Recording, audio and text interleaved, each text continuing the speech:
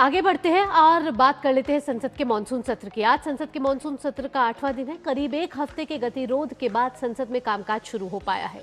Paper leak पर देश भर में मचे हंगामे के बीच कल लोकसभा में एंटी पेपर लीक बिल पर चर्चा हुई।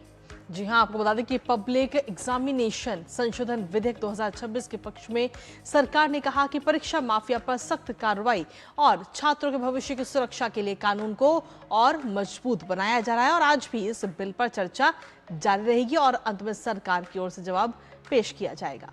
संभव है कि आज ये बिल सदन में पारित हो जाए। बहरहाल कल देर रात 11 बजे तक सदन में पक्ष और विपक्ष के सदस्यों ने कानून और सख्त बनाने पर अपने अपने विचार रखे। चर्चा की शुरुआत करते हुए केंद्रीय मंत्री डॉक्टर जितेंद्र सिंह ने कहा कि सरकार की नीयत ईमानदार है। और वहीं बिल में कानूनी कार्यवाही के लिए सख्त समय सीमा भी तय की गई है। केंद्र सरकार द्वारा मामला भेजे जाने के 2 महीने के भीतर जांच पूरी होनी चाहिए और इसमें फास्ट ट्रैक अदालतों का भी प्रावधान है, जिसके तहत राज्यों और केंद्र शासित प्रदेशों को ऐसे मामलों की सुनवाई के लिए सेशन कोर्ट तय करने होंगे। विपक्ष की ओर से भी सरकार को घेरने की कोशिश की गई। सवाल उठाए गए कि 2024 में भी कानून बनाते हुए सरकार की ओर से यही कहा गया था, अब पेपर लीक नहीं होंगे और अगर होंगे तो दोषी बचेंगे नहीं।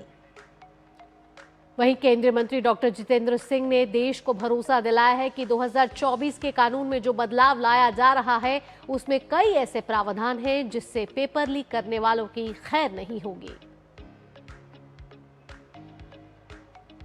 नीति बड़ी ईमानदार है और ये संशोधन भी एक बड़े ईमानदाराना प्रयास के तहत लाया जा रहा है और मुझे विश्वास है कि किसी भी दल के नेता को या किसी भी पार्टी के किसी भी माननीय सदस्य को इसमें कोई आपत्ति नहीं होगी। यदि आपत्ति हुई तो देश की जनता को उनसे आपत्ति होगी। नेशनल टेस्टिंग एजेंसी, उसका गठन भी 2017 में किया गया था इसी सरकार द्वारा।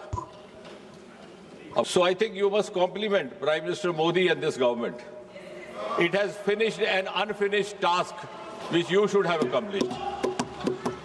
We will have special fast-track courts established only for the cases dealing with unfair means in examinations. अब उसमें भी हमने एक समय सीमा तय कर दी है. The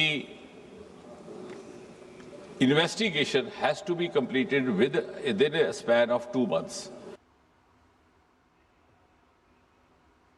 और वहीं लोकसभा की कार्यवाही कल देर रात 11 बजे तक चली, लेकिन सरकार का कहना है कि देर रात तक सदन चलाने का क्या ही फायदा है जब विपक्ष को बिल के प्रावधानों पर कोई बात ही नहीं करनी। तो वहीं बीजेपी सांसद अनुराग ठाकुर ने कहा कि हर मर्ज की दवा मोदी सरकार में ही मिली है। आपको सुनाते हैं।